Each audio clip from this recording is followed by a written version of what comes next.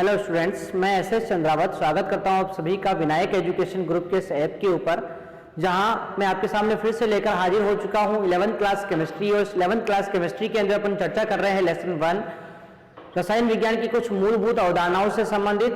प्यारे विद्यार्थियों, इसके अंतर्गत अपन ने पिछले सेशन में पढ़ा है सीमांत अभिकर्मक, जो आपको बिल्कुल समझ में आया होगा। अब बात करेंगे अपन यहाँ पर एक बहुत ही महत्वपूर्ण टॉपिक, और वो है आपका विलयनों की सांद्रताएं। तो विलयन की सांद्रता के संबंध में अपन यहां पर बात करने वाले हैं, ठीक है। तो हेडिंग है अपने विलयनों की या विलयन की सांद्रता।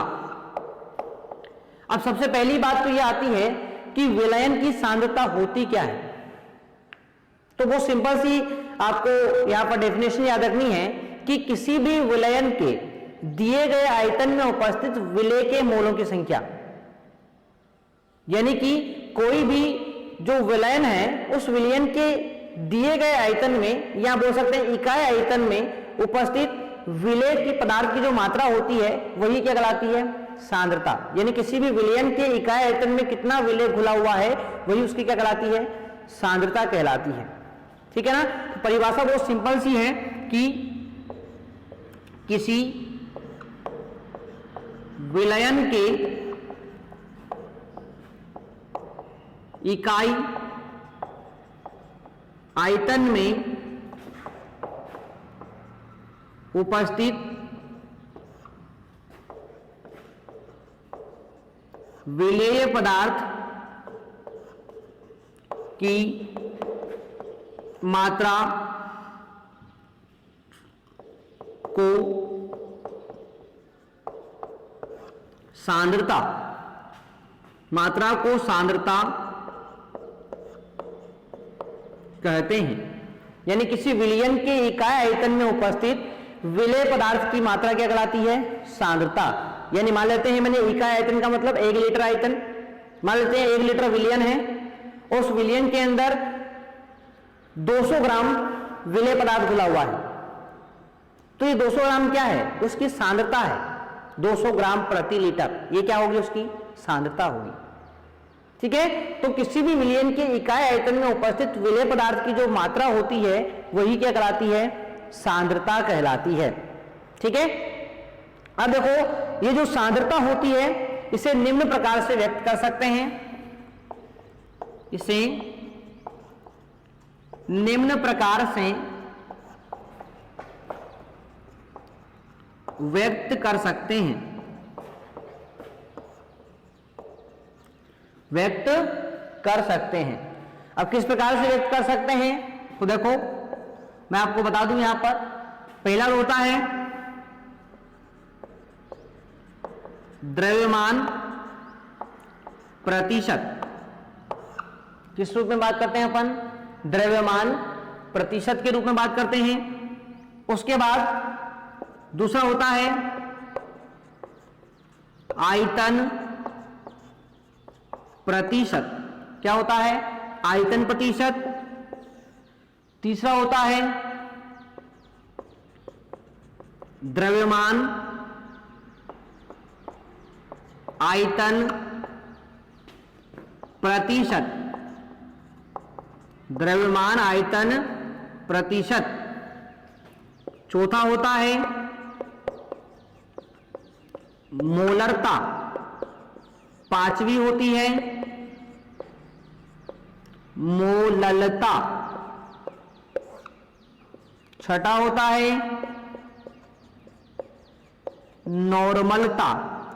इन सभी इकाइयों के रूप में अपन किसी भी विलयन की सांद्रता को व्यक्त करते हैं। क्या क्या है, द्रव्यमान प्रतिशत, आयतन प्रतिशत, द्रव्यमान आयतन प्रतिशत, मोलरता, मोललता, नॉर्मलता। ठीक है। तो इन सभी से अपन किसी भी विलयन की सांद्रता को प्रदर्शित करते हैं। अब क्या होती है ये चीजें, इनके बारे में एक एक करके विस्तार से अपन यहाँ पर पढ़ने वाले हैं, तो ध्यान से आप लोग उसको देखते रहिए। यहाँ पर कुल 6 इकाइयां हैं जिनमें अपन विलयन की सांद्रता को प्रदर्शित करते हैं। ठीक है। तो इसमें सबसे पहली अपन लेते हैं और वो है आपकी द्रव्यमान प्रतिशत। इसकी अपन बात सबसे पहले यहां पर करते हैं। तो देखो,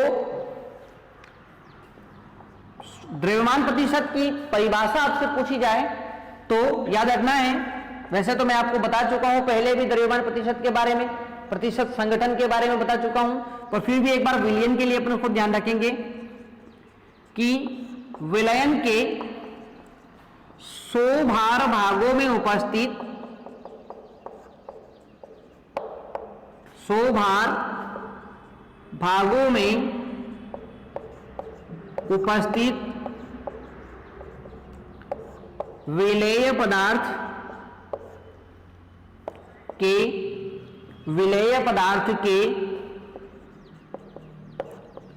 भार भागों की संख्या, विलेय पदार्थ के भार भागों की संख्या द्रव्यमान प्रतिशत या भार प्रतिशत कहलाती है। प्रतिशत कहलाती है। द्रव्यमान प्रतिशत या भार प्रतिशत कहलाती है। ज्यादा कोई खास इसके बारे में याद नहीं रखना, बस आपको क्या याद रखना है, फॉर्मूला ध्यान रखना है। द्रव्यमान प्रतिशत बराबर होता है विलेय का भार बटे विलयन का भार इंटू 100। विलेय का भार बटे विलयन का भार इंटू क्या करना है, 100 आपको करना है। ठीक है, तो ये हो गया द्रव्यमान प्रतिशत। बस इतनी सी बात ध्यान रखनी है। क्या ध्यान रखना है आप लोगों को, इसकी परिभाषा ध्यान रखनी है और फॉर्मूला ध्यान रखना है। विलयन के 100 भार भागों में उपस्थित विलेय पदार्थ के भार भागों की संख्या क्या कहलाती है, द्रव्यमान प्रतिशतता कहलाती है। द्रव्यमान प्रतिशत बराबर होता है विलेय का भार बटे विलयन का भार इंटू 100। ये आपको करना है। ठीक है, आगे बात करते हैं अपन। तो दूसरी इकाई क्या ली थी अपन ने, आयतन प्रतिशत लिया था, और इसकी परिभाषा भी लगभग इसी के समान होती है। बस भार की जगह पर क्या आ जाता है, आयतन आ जाता है। यानी कि विलयन के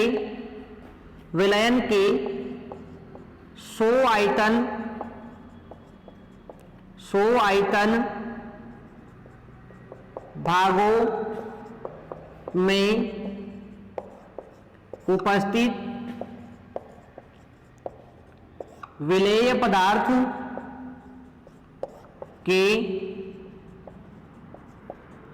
आयतन भागों की संख्या, आयतन भागों की संख्या आयतन प्रतिशत कहलाती है।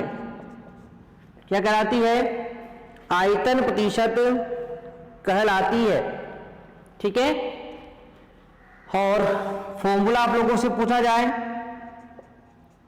तो देखो, आयतन प्रतिशत बराबर होता है विलेय का आयतन बटे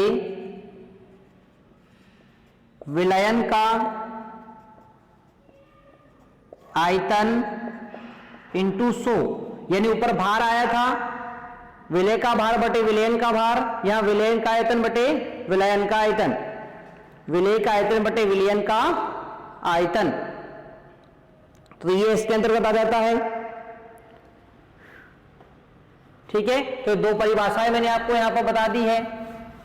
अब इसी के जैसी एक और परिभाषा आपकी होती है, और वो है तीसरी, द्रव्यमान आयतन प्रतिशत।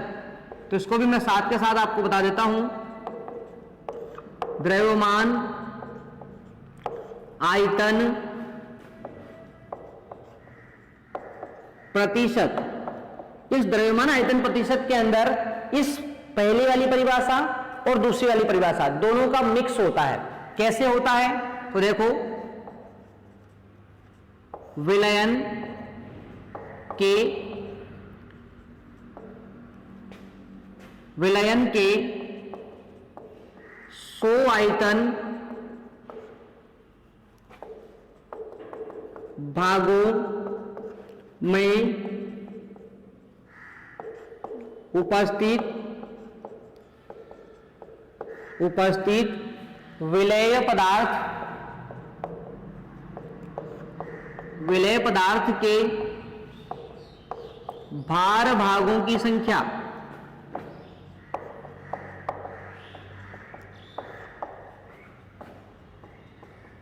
द्रव्यमान आयतन प्रतिशत कहलाता है। ठीक है, यानी कि यहां पर द्रव्यमान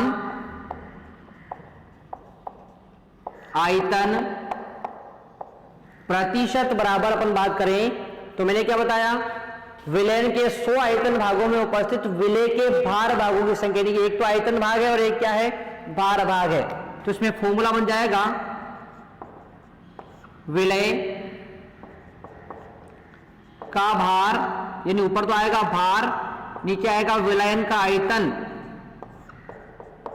विलयन का आयतन इंटू क्या करना है, 100 करना है। ठीक है, तो ये तीनों परिभाषाएं आपको इसी प्रकार से एक साथ याद रखनी है। और एक साथ कैसे याद रखते हैं तो मैंने आपको यहां पर बता दिया है कि द्रव्यमान प्रतिशत क्या होता है। द्रव्यमान प्रतिशत विलयन के 100 भार भागों में उपस्थित विलेय के भार भागों की संख्या क्या कहलाती है, द्रव्यमान प्रतिशत कहलाती है। आगे बात करते हैं आयतन के बारे में। तो विलयन के 100 आयतन भागों में उपस्थित विलेय के आयतन भागों की संख्या आयतन प्रतिशतता कहलाती है। और द्रव्यमान आयतन प्रतिशत की बात करते हैं तो विलयन के 100 आयतन भागों में उपस्थित विलेय के भार भागों की संख्या द्रव्यमान आयतन प्रतिशतता कहलाती है। तो ये तीन परिभाषाएं हैं जो मैंने आपको यहां पर बता दी है एक साथ। आशा करता हूं आप तीनों परिभाषाओं को अच्छे से याद कर लेंगे। ठीक है, तो ये तीन परिभाषाएं अपन ने यहां पर कंप्लीट कर ली है। ठीक है, बढ़ते हैं अपन आगे की तरफ। तो देखो, इनसे संबंधित क्वेश्चन कैसे पूछे जाते हैं वो भी मैं आपको एक क्वेश्चन करके यहां पर बता देता हूं, किस प्रकार से इससे संबंधित क्वेश्चन आप लोगों से एग्जाम के अंदर पूछे जाएंगे। ठीक है, चलो, तो क्वेश्चन मैंने आप लोगों को यहां पर दिया है। क्या है क्वेश्चन, तो देखो, किसी पदार्थ A के 2 ग्राम को, किसी पदार्थ A के 2 ग्राम को 18 ग्राम जल, 2 ग्राम को 18 ग्राम जल में मिलाकर